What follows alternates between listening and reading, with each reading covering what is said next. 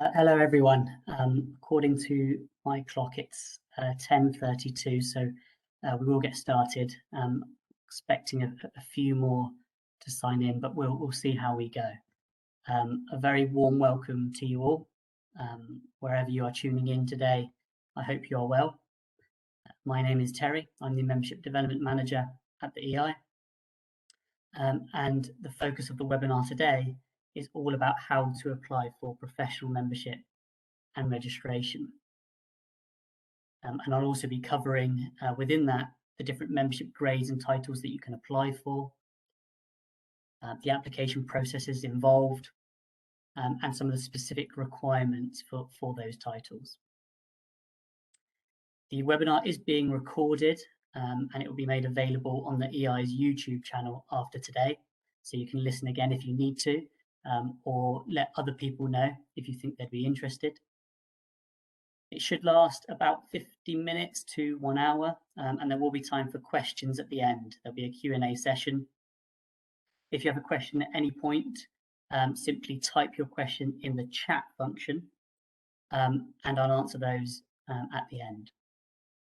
And equally, if you have any technical issues, if you can't see the presentation slides on screen, or you can't hear me all of a sudden, again, write a message to me in the chat box privately, and I'll do my best to resolve those issues.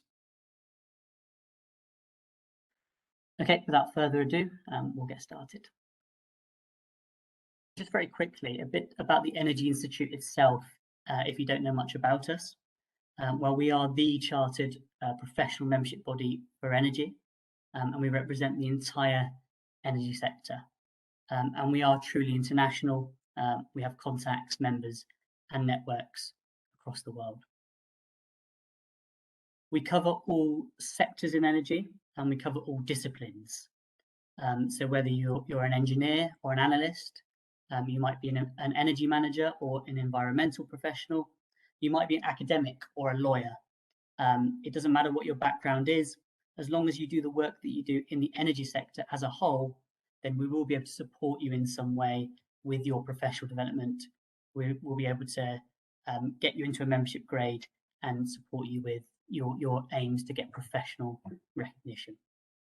And I think that's what makes us different from a lot of other professional bodies, in that we are industry focused as opposed to discipline focused. Our aim or purpose is to bring together expertise to tackle urgent global challenges. So we're talking about the climate emergency and the growing global demand for energy. And overcoming those challenges is only possible if energy is better understood, managed, and valued. And how do we achieve that? Well, in a number of different ways. For example, by providing training courses and events throughout the year, by providing tens of thousands of energy-related resources on our knowledge website, by producing renowned best practice guidance and standards for industry, and of course by supporting you, the professionals that work in the energy sector.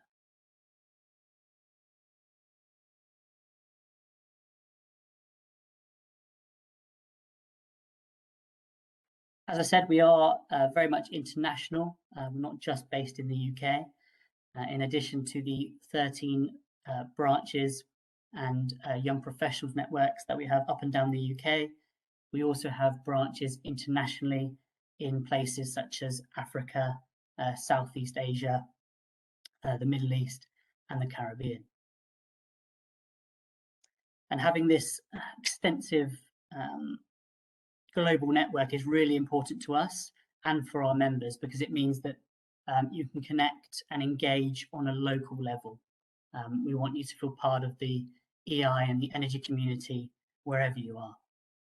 And if you'd like to find out where your nearest branch or YPN is, there's a link on the slide there, so that'll take you to our website. Have a look. And if you do want to get involved with your local branch or YPN committee, I'm sure they would love to hear from you.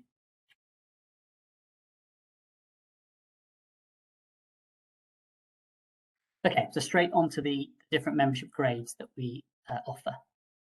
So on the left, you'll see student membership, That's for anyone who is studying either undergraduate, postgraduate, or PhD level, or they might be on an apprenticeship. On the right-hand side, you have affiliate membership, and that's for anyone who works in energy or just has a general interest in the energy scene. And the middle, we have associate member, or AMEI, and that's for those who want to progress. They want to develop their career in energy, and they want to work towards the professional membership grades and registrations that we can award. Now, for all three of these introductory grades of membership, you can join online via our website. There's a link at the bottom of the screen there. It will only take you a few minutes, and it will give you immediate access to all the benefits and services that we offer. So if you're listening and you're not yet a member, that would be the first logical step. Now, if you're ready to apply for professional membership or charter status already right now, you do still need to be a member with us before you can submit that application. Okay, so it's a mandatory first step. And logically, that first step would be to join as an associate member. However, if you're already an affiliate member with us, then you can still apply for professional membership. We won't force you to transfer across to associate.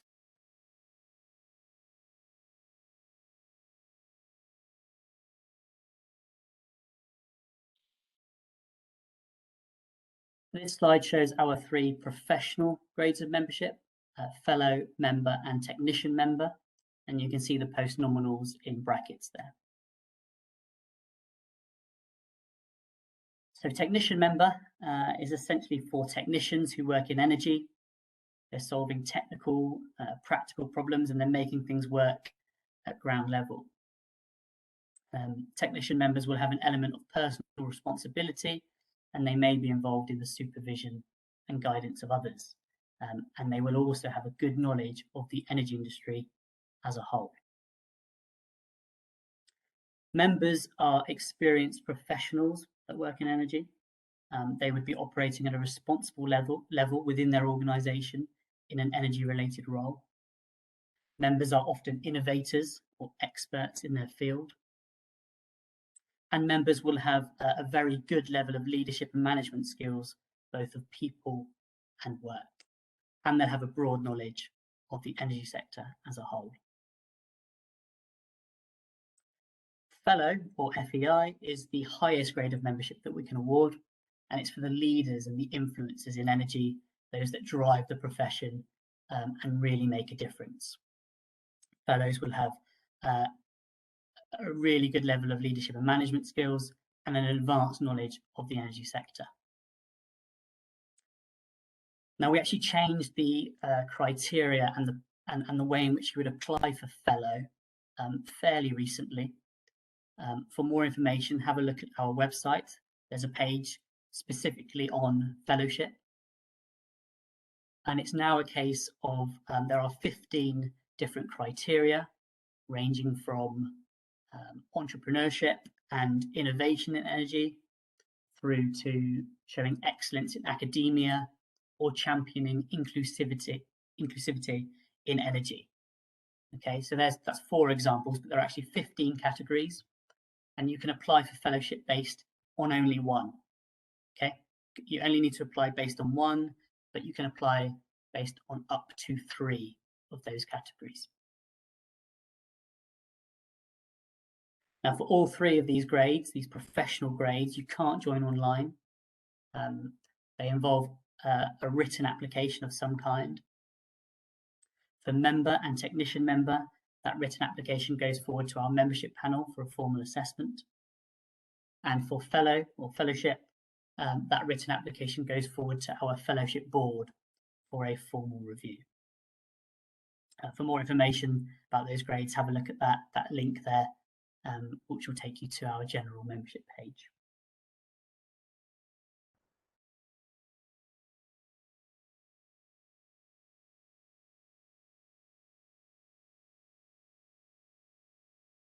Okay, this shows the sort of typical membership journey. If you begin as a student member whilst you're studying, Once you finish your studies, you would upgrade to associate member.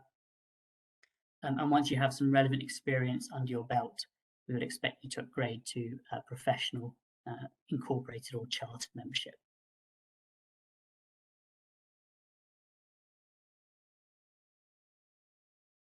And as a member, there are a number of ways in which we can help you get there. We can help you with your aims and ambitions to get professional membership. There are lots of ways we can help you, but I've just picked out 4 examples here. So firstly, if you haven't already done so, sign up for EI Connect, which is our relatively new mentoring platform. Now, connecting with a mentor can help you achieve a goal. And that goal could, for instance, be learning a bit more about a particular area in energy. But that goal, of course, could be that you want to apply for professional membership, that you want to upgrade your membership and obtain a particular chartered title. And our mentors can absolutely help with that. So I thoroughly recommend signing up for EI Connect. It is exclusively for associate members and professional members of the EI. So if you are an affiliate member with us, then get in touch and we'll be able to change your grade to associate, and then you'll be able to sign up for EI Connect. You could also use My Career Path, which is an online professional development tool that we use. So it's free for members, all grades of member, and you can plan, record, and track your CPD on there. And My Career Path is really good because it's structured against the specific competencies that we're looking for our professional grades and titles. So you can map your experience and your professional development against those competencies directly, which will really, really help when you come to apply for professional membership. You can sign up for a training course to develop your knowledge. Have a look at the training page on our website. We offer training courses in an array of different areas, from environmental management and energy management through to oil and gas. And keep up to date with what's going on in industry, the latest news and technologies in energy, by reading our magazines, Energy World and Petroleum Review, which come out every month, fully online, and you can access those as members via our Knowledge website. So that's just a few ways in which we can help you on your journey to professional membership.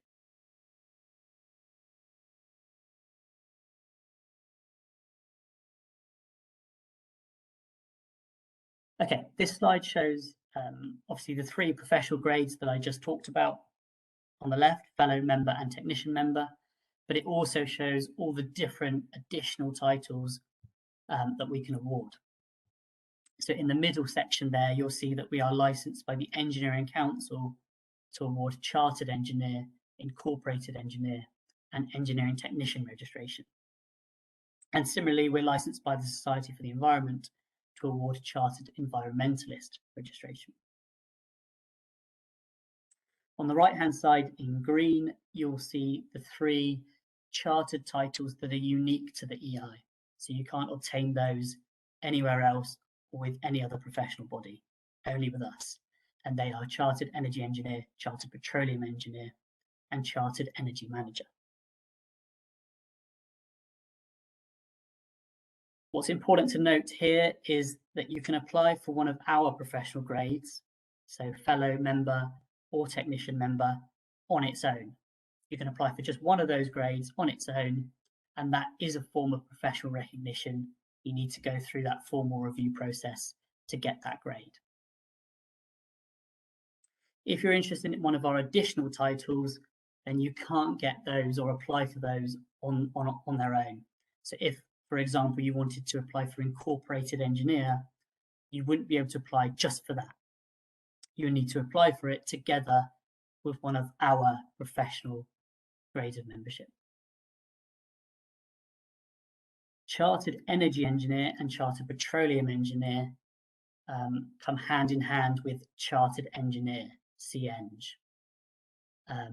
And as you know, you can't get CEng without also being a professional member. So in essence, if you wanted to apply for Chartered Energy Engineer, let's say, you would also be applying for Chartered Engineer and maybe Member as well.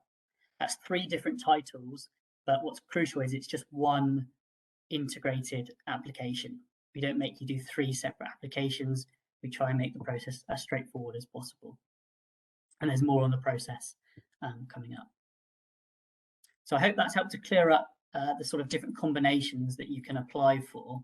If you're still not sure, feel free to type a question in the chat box and I'll answer it at the end, or feel free to approach me or the membership team after today.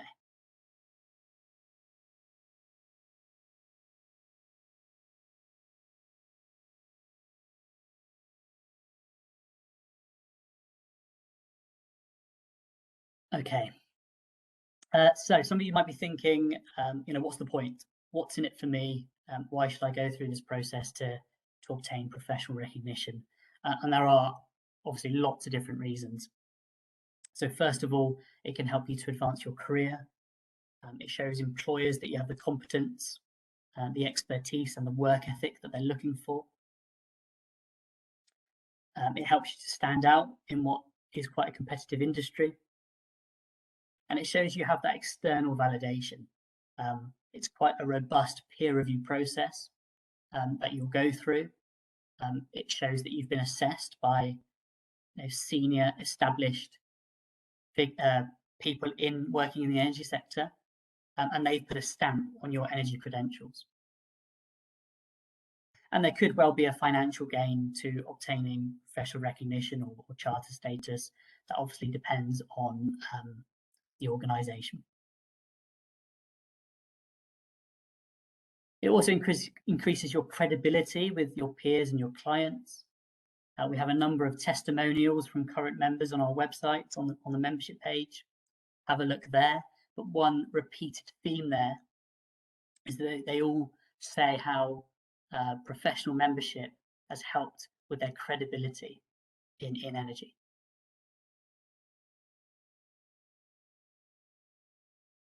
Our charter titles are recognised internationally, not just in the UK, so they do carry considerable prestige.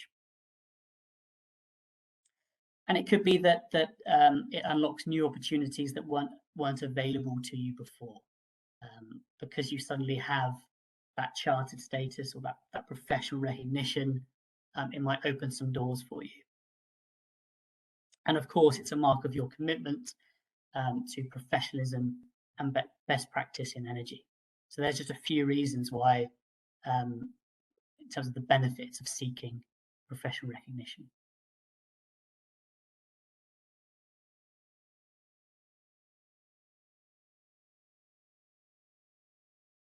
Okay, so moving on to the application process then.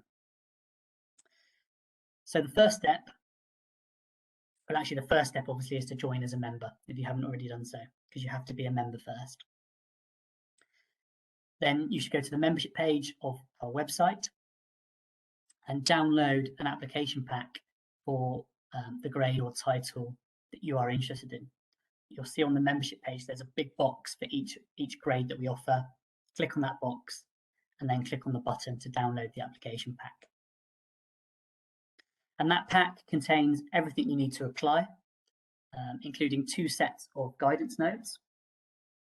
The first set of guidance notes is more general. It will give you it will explain the different documents that you need to submit for assessment. I think so it's called Putting Together Your Application, just to clarify. And it will just make sure that you approach your application in the right way. The second set of guidance notes is called Becoming a whatever. So for example, becoming a chartered engineer with the Energy Institute. And that's more specific guidance relating to that title. So it will tell you about the standards that you'll need to meet, the particular requirements, and whether there's any educational requirement as well. There's a bit of information in there about the assessment process itself, and some things you can do in the meantime if you're not quite ready to apply. You then complete parts A and B, which I'm going to come on to in a second. Make sure you proofread your application, get your sponsors to look through your application.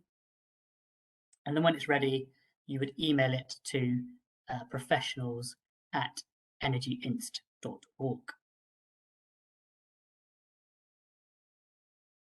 So what exactly is what exactly does Part A and Part B comprise?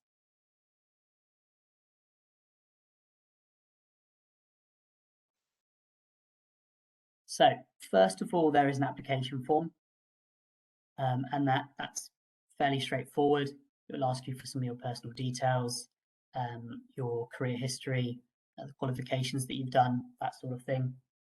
Make sure you sign the application form, and make sure you make it clear by ticking the correct boxes which grade or grades you're applying for. Now, in almost all cases, you'll need 2 sponsor references, and your sponsors will need to fill out a sponsor reference form, which is included in the application pack online. Your sponsors do need to be registered at an equivalent grade or higher to the one you're applying for.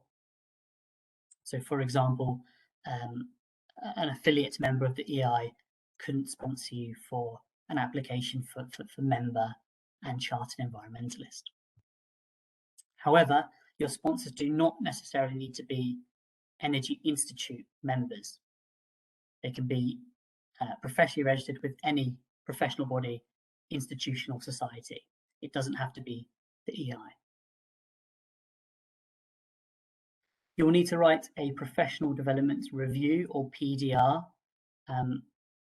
There's a slide with more detail about that coming up, but essentially it's that your PDR is an overview of your energy related career to present, giving our assessors an insight into the different energy related roles that you've had up to now and showing your progression over time. We'll also need a CPD record from you, or continuing professional development record.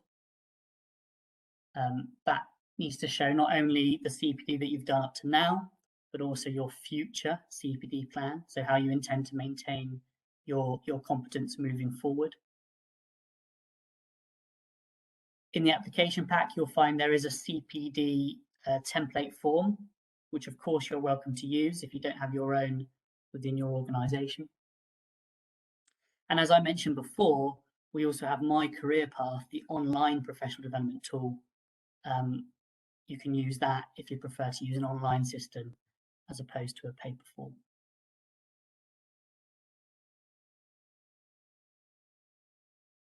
What's most important about your CPD record is that you explain, so as well as telling us what you did and when you did it, you also need to explain what you learned from that activity, so the knowledge and understanding that you gained and perhaps how you've used that since. And you don't need to go back many years. We normally say if you go back 2 or 3 years, that should be sufficient. However, if you've done something a long time ago, but you feel it's really relevant and really strongly supports your application, then of course you are welcome to add that to your CPD record. You'll need to supply an organisational chart, just showing visually where you sit within the organisation. So who do you report to and who reports to you? We'll need copies of your academic certificates and photographic ID. We don't need the originals, we just need copies. And those copies need to be signed as true and accurate by someone else. So ideally one of your sponsors, or perhaps a line manager, someone from your HR department. And your photo ID needs to be a suitable form of ID. So it needs to show your photo, your date of birth and signature. The 2 obvious examples are driver's license or passport. And there is an application fee which varies depending on which grade or title you're applying for. There is a separate page which lists all the different fees, all the different membership fees. So go to the membership page and have a look at those if you wish. Part B is purely the competence grid. And you'll need to do a competence grid for each grade that you're applying for. So let's say for a moment that you're applying for member and incorporated engineer. You'll need to do one competence grid for member and one competence grid for incorporated engineer, because the competencies are very different between the two.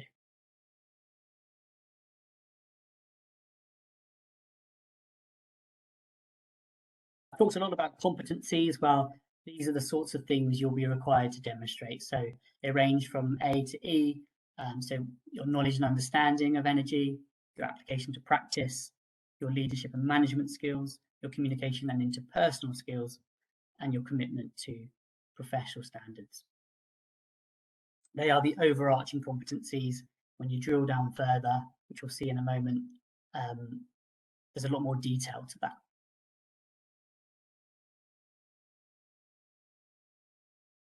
This is just an example, an extract from the member, the MEI competence grid. So in this grid, what you'll need to do on the right-hand side is provide 2, maybe 3 really detailed examples of how you meet that competence. And the level of detail you give here is really important. So it's not just a tick box exercise. Don't just put 3 very brief bullet points. As well as saying what you did to demonstrate that competence, you also need to say, you also need to explain how you went about that and what did you achieve as a result of that.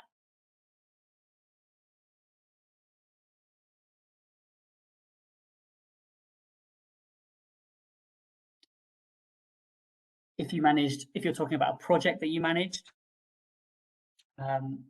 make sure you give some relevant, some metrics, some data. So, tell our assessors how many people were in that project team. How many people exactly did you manage? What was your personal contribution to that project, as opposed to the team's contribution?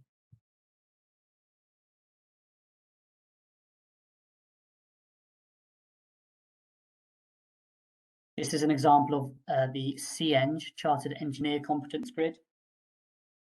And what you'll see here is that we've included some bullet points on the left-hand side to try and give you an idea of what you might talk about, just to give you some direction.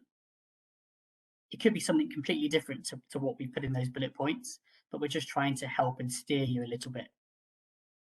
And you don't have to, when you're giving examples, you don't have to demonstrate all of those bullet points on the left-hand side.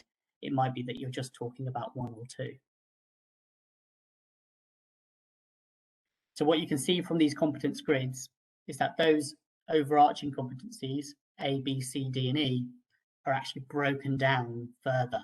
So A becomes A1, A2, B becomes B1, B2, etc. And the same happens for all of those competencies.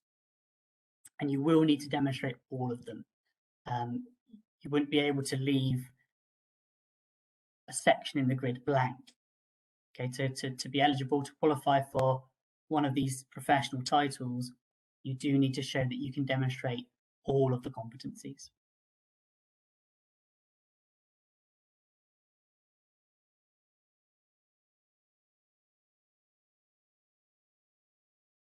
Obviously, the professional membership team have reviewed a lot of applications over the years. They've seen the very best and the very worst of applications, and they've passed on some tips in terms of what you should do and not do when writing your application. Some are more obvious than others. So make sure you write in the first person. As I said, it's about what you've done, what your contribution is, what you've achieved, as opposed to what your company as a whole have done. Make sure you include a good level of detail, relevant facts and figures where you can. Try to pick different examples in the grids. So one example that you give can be used to demonstrate multiple competencies. That is acceptable. But our assessors always advise that you try and include as many different examples as possible, because it shows the depth and breadth of your experience. You can include supplementary evidence, but only if it's relevant. Okay, you don't need to include reams and reams of training certificates, training course certificates, and things like that, or reports that you've written at work. But you can if you feel they are relevant and they support what you're writing in your application. But always remember, the most important thing is not the supplementary evidence that you provide, it's what you're writing in your professional development review and what you're writing in your competence grid. Those answers you give are what the assessors will look at most, and that's what you're being assessed on above all else.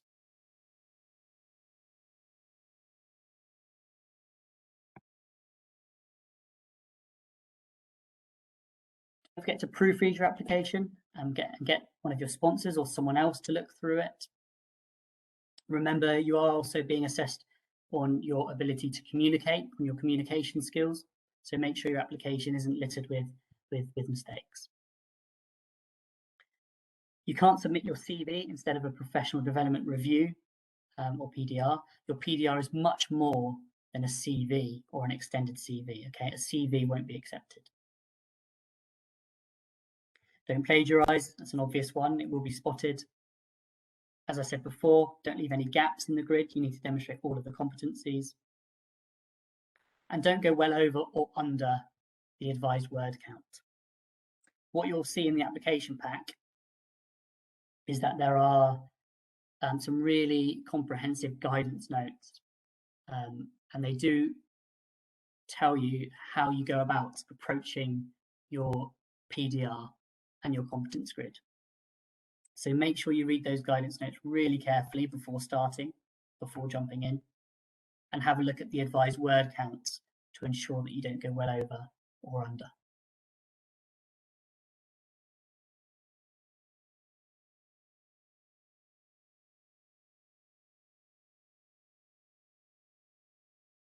Good to see a few questions coming in the chat section. Thank you for those. And as I said at the beginning, I will answer those at the end of the webinar. In terms of the assessment process itself, when you submit your application by email, there'll be an initial review by the professional membership team. They'll just make sure that you've submitted everything you need to. And then all being well, your application will go forward to our membership panel for a formal review, or the fellowship board if you're applying for fellow. And we do try to pick panel members who have a similar specialism to you, or may have worked in the area of work that you do, either now or previously. The panel will give you every opportunity to address any shortfalls or any gaps and resubmit your application with further information. They will make sure they give you, very detailed feedback. It would be very, very rare for them to reject an application outright. They'll give you opportunity to work on certain areas or certain competencies and then come back with more information or more experience further down the line. It's difficult to put a time frame on the process, but we normally say 3 to 4 months minimum. And interviews are mandatory if you're applying for a professional registration, such as CEng, IEng, or Chartered Environmentalist. They're not mandatory for our professional grades, so member, for example, but they still may decide, that's at the discretion of the panel, they still may decide that they would like to interview you first. And of course, remote interviews are possible by WebEx, Skype, and other means, which has been really important, especially during the pandemic.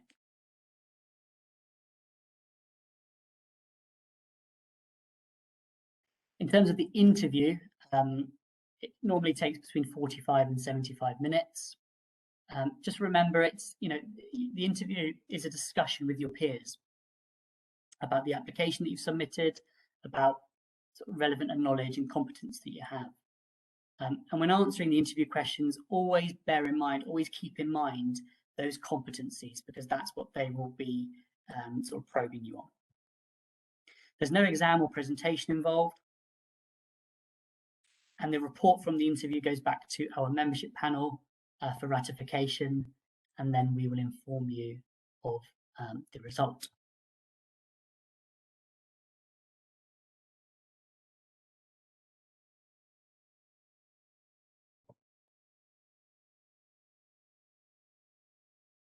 Okay, so we're moving on to the different professional grades and registrations now, and the different requirements for those. So you might not be aware that we have a professional registrants route. It's a quicker route to apply for member and technician member, or MEI and TMEI. To be eligible for the professional registrants route to MEI, you need to be already registered as a chartered engineer, incorporated engineer, or chartered environmentalist with another professional body.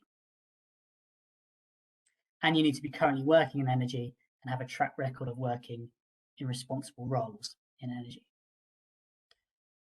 To be eligible for the fast track route to technician member, or TMEI, you need to be already registered as an engineering technician elsewhere. And again, you need to be currently working in energy and be able to show a track record of working in the energy sector. It's a much quicker, streamlined route involving just an application form, a CV, photo ID, and just an overview of your experience in energy. So if you're already a CEng, IEng, or a CEnv, you might want to consider this route to MEI. And if you're already an Eng Tech or engineering technician, you might want to consider this route to technician member, or TMEI.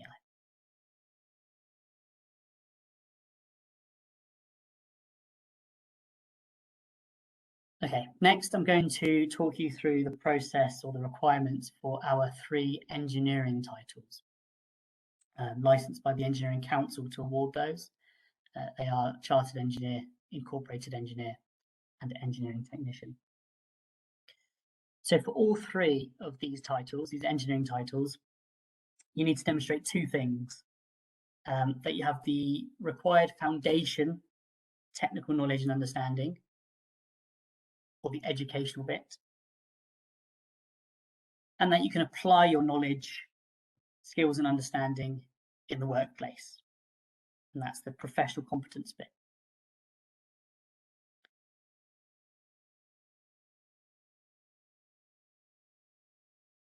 Now, all of these 3 titles have an educational standard, which I'll show you on the next slide. If you meet that educational standard, then, if your qualifications are accredited for CEng, IEng, or Eng Tech, so you meet that standard, then you can go forward and apply for those titles without doing any extra bits, any extra work. If it turns out your qualifications are not accredited for CEng, IEng, or Eng Tech, then you will need to do what we call interim registration. Other professional bodies would have a similar process. They might call it something different.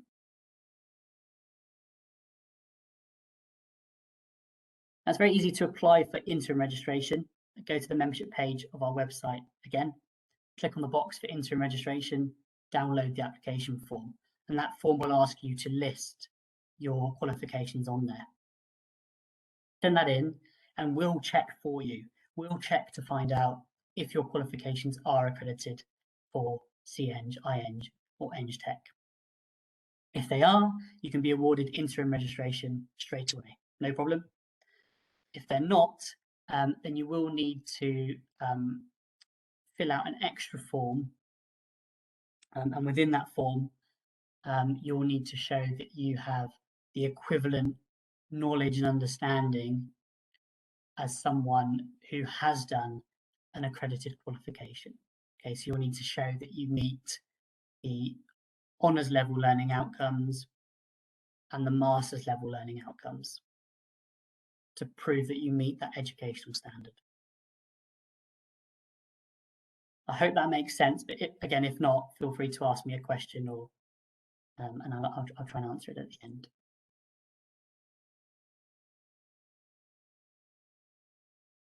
So this slide shows the educational standards for CEng, iEng and EngTech.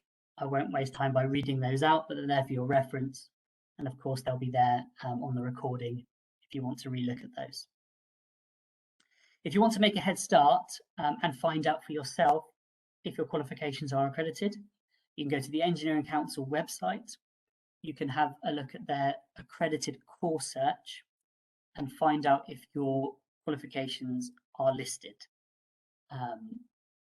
Pay close attention to the start dates, obviously, and pay close attention to any notes that are included under the listed qualifications.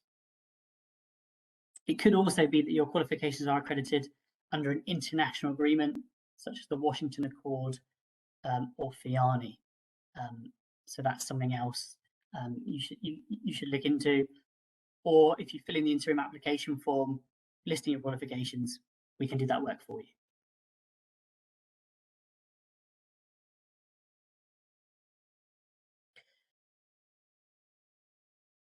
This is a profile of a chartered engineer. Obviously, a CEng will do much more than this. This is just a summary. And if you have a look at the CEng guidance notes, once you've downloaded the pack, then you'll see what a CEng is and does in a lot more detail. And obviously, there's the competence grid, which shows that in a lot more detail as well.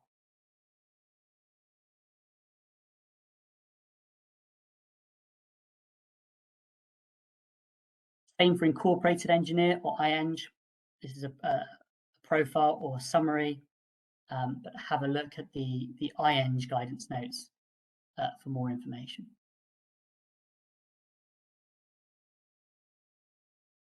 And lastly, engineering technician or EngTech.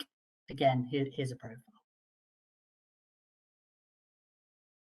To summarize those three titles, there is an educational standard for all three that you'll need to meet.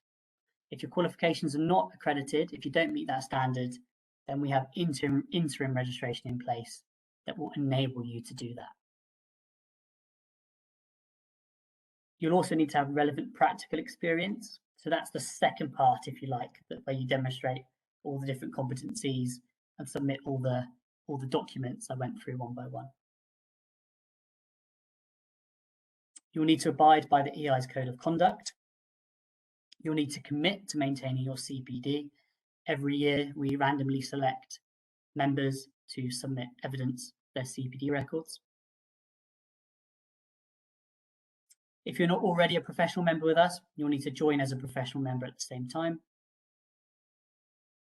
And when applying for CEng specifically, you'll also need to choose between applying for Chartered Energy Engineer or Chartered Petroleum Engineer. There's a link at the bottom of the slide there that will take you to the Engineering Council's UK spec. And that's a really, really useful document to have a look at. It shows all the competencies that are required. And it also is a good way of you to compare between the three engineering titles. So you can see CEng, iEng, and EngTech next to each other.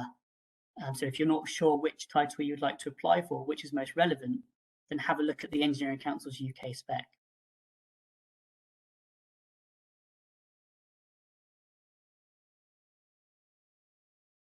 Chartered Energy Manager is our third exclusive chartered title. And again, you can see a profile there.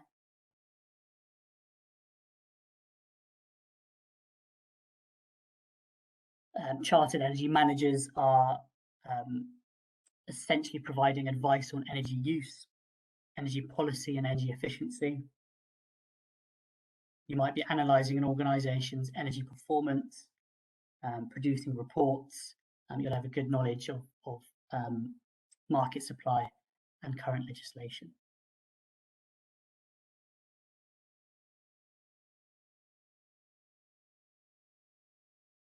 In terms of the requirements for Chartered Energy Manager, again, you'll need to have relevant practical experience. There's no educational standard here in the same way as there was for the engineering titles, but you do need to have relevant practical experience in energy management. You need to abide by our EI's code of conduct. Again, you need to commit to maintaining your CPD, and again, you need to be a professional member or join as one at the same time. Now, Esos lead assessor status might be something that's relevant to you or essential for your company. We have been approved by the Environment Agency to award Esos lead assessor status via 2 routes, and one of those 2 routes is by applying and being elected as a chartered energy manager. So if you're providing energy advice in-house or to third parties on a consultancy basis, then Esos lead assessor status and chartered energy manager registration is certainly something you might be looking into.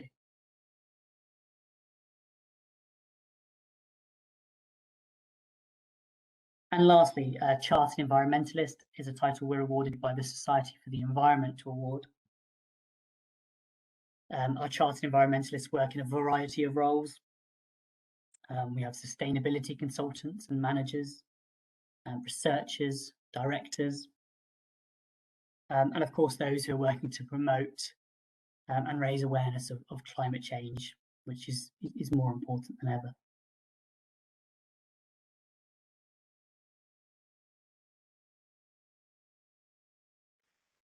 For Chartered Environmentalist, you do need to have a relevant master's degree or equivalent. Now, there's more information about this in the CM guidance notes. But if you do not have a relevant master's degree, you need to show that you've developed master's level knowledge of energy and sustainability in other ways. So, for example, through other academic achievements, self-directed learning or work-based experience. Like all the other titles, you need to have relevant practical experience. As well as abiding by our code of conduct, there's a code of ethics produced by the Society for the Environment, so you need to adhere to that too. And the last 2 are the same as the others. You need to commit to maintaining your CPD and join as a professional member. So almost at the end. So what do you do next? What are your next steps? Well, if you're not already a member, join us as an associate member if you are looking to upgrade and work towards professional membership, and just make use of all the benefits and resources that are available. And some of those I went through earlier can really help you on your journey to professional membership. Get more involved and sign up to an EI webinar or physical event when they are allowed again, and hopefully that will be in the not too distant future. And update your CPD record. I think it's really difficult to produce a CPD record from scratch, trying to remember everything that you've done over the last few years. So we always recommend that you update your CPD record as you go, and it will make your life so much easier when you come to apply. There is I didn't mention before, but there is a comprehensive guide to CPD that we've produced. It's called Best You Can Be, or something similar. And that's available from the CPD section of our website. Have a look at that. It's really detailed. One thing it explains is that CPD encompasses a huge range of different activities. It's not just a master's degree or a technical training course. It's so much more than that. So many things you can include as CPD. Whether you're ready now or not, download the application pack, study the guidance notes, make sure you know what's required, check if there's an educational requirement. And one thing we always advise is that you do a gap analysis. So have a look at that, at the Part B competence grid, and start mapping your qualifications, training, experience, achievements against those competencies. And you'll very quickly be able to determine what you can confidently demonstrate, but on the other hand, where the gaps are. and then you can work on those gaps. You can work on filling those gaps in your job by speaking to your line manager or employer. And the biggest challenge of all is often to find the time. So if you can, put some time aside to study the guidance and start writing up your application. And we're here to help. There's plenty of help at hand. I talked about the guidance notes a lot, so make sure you read those before you start. Talk to your sponsors, because part of their role is to ensure that your application is up to scratch. They are vouching for your suitability, and they have often been through the process themselves. Similar with a mentor, sign up for EI Connect, our mentoring program, and it could be that you connect with a mentor who's been through the process and can help you quite considerably. And talk to us. If ever you have a question or you need some advice, you can contact the membership team by emailing professionals@energyinst.org or calling the telephone number on screen there.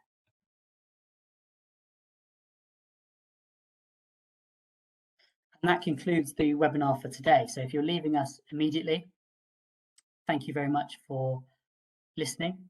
Don't forget, it has been recorded and will be made available on the EI's YouTube channel after today. So if you do need to go back and have a look at the slides or listen again, you will be able to do so. I'll now dedicate the next 10 or 15 minutes to some questions. So bear with me while I have a look at the questions in the chat function. But if you have a question, type it now, and I'll try and answer those.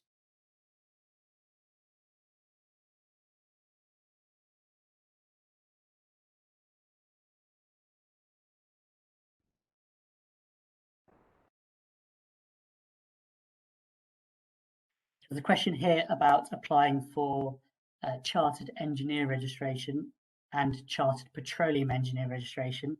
And the answer is yes, you can apply. Well, you have to apply for those in one integrated application. So you couldn't apply for Chartered Petroleum Engineer on its own, and you couldn't apply for Chartered Engineer on its own. You need to apply for Chartered Engineer and Chartered Petroleum Engineer together, along with one of our professional grades of membership. So, for example, member. There are different competencies to demonstrate for member and Chartered Engineer. What you won't need to do is a separate or a third competence grid for Chartered Petroleum Engineer. That's all wrapped up into the Chartered Engineer competence grid. But obviously, all the examples you give will be from an energy-related perspective. You'll be talking about your petroleum engineering experience and skill set.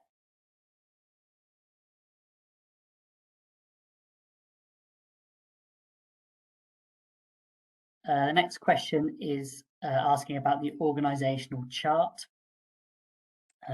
especially if you are a freelance professional.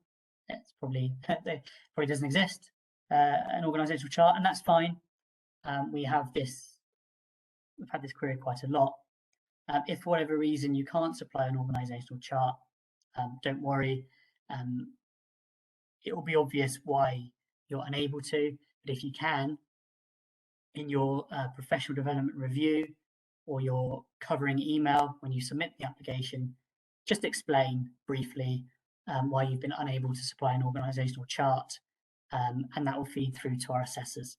So don't worry too much about that.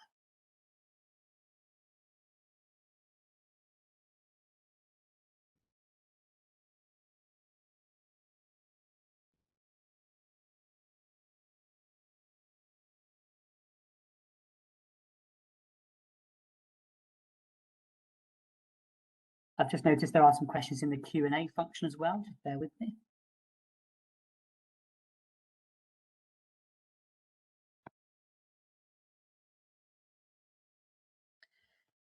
So a very good question about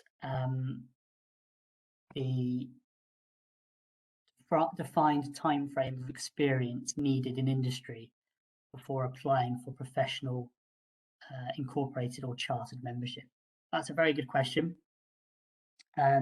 So normally we recommend that you have a minimum of 4 to 5 years experience in energy, in industry. But that's not a hard and fast rule,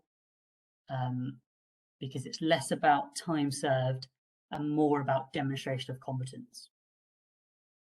So if you had, I don't know, 3 years experience in energy, but you are able to demonstrate all of the competencies quite comfortably for the grade that you're applying for, then yes, absolutely you can apply. You don't have to wait until you've got a couple more years experience. And it works the other way. We've had candidates in the past who have, 8 to 10 years experience and simply weren't able to demonstrate all of the competencies. And so they didn't make the grade. So the best way to think about it is that it's not so much about time served in industry. It's more about whether you can demonstrate all the competencies and meet all the requirements.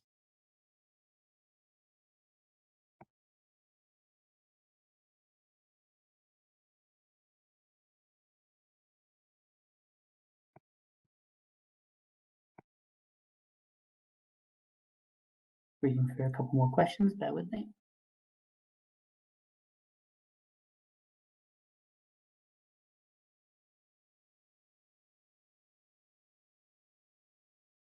Okay, so there's a question here about Chartered Energy Manager registration. For someone who is a research associate in charge of energy and environment at your institute. So very hard for me to say whether you can apply for Chartered Energy Manager, just from a job title and an organisation name. The key thing to do is download an application pack for Chartered Energy Manager. Have a look at the requirements. Have a look at that Part B competence grid. So have a look at the specific competencies that we're looking for a Chartered Energy Manager status.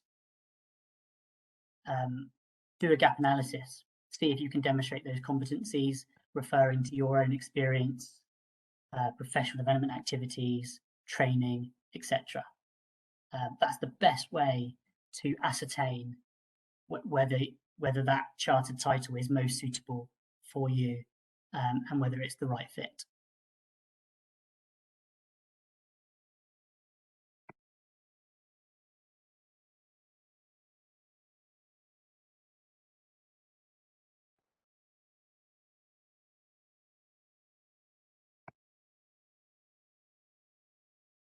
Okay, are there any final questions?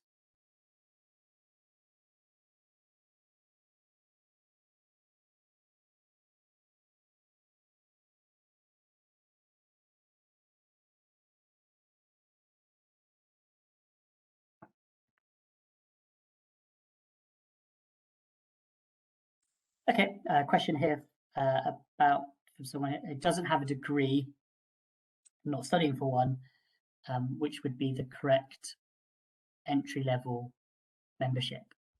I'm presuming you're referring to the introductory grades of membership there.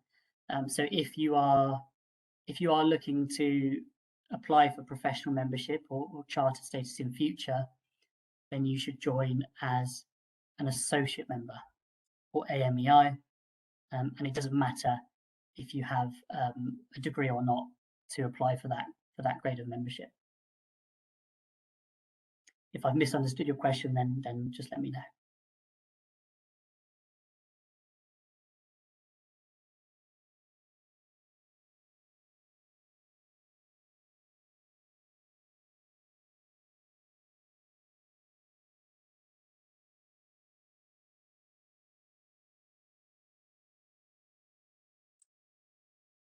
Okay, fantastic. There doesn't look like there are any further questions, so I'll bring the webinar to an end. Thanks again for listening. If you have any questions, if you think of any questions after today, please do approach us, please do ask us, and we'll try and help you. Have a great day, and we look forward to receiving your application soon or in the near future. If you are close to completing your application, the next deadline is the 31st of July. So not too long. If you need more time, then the deadline after that is the 31st of October. Thank you, everyone. Take care.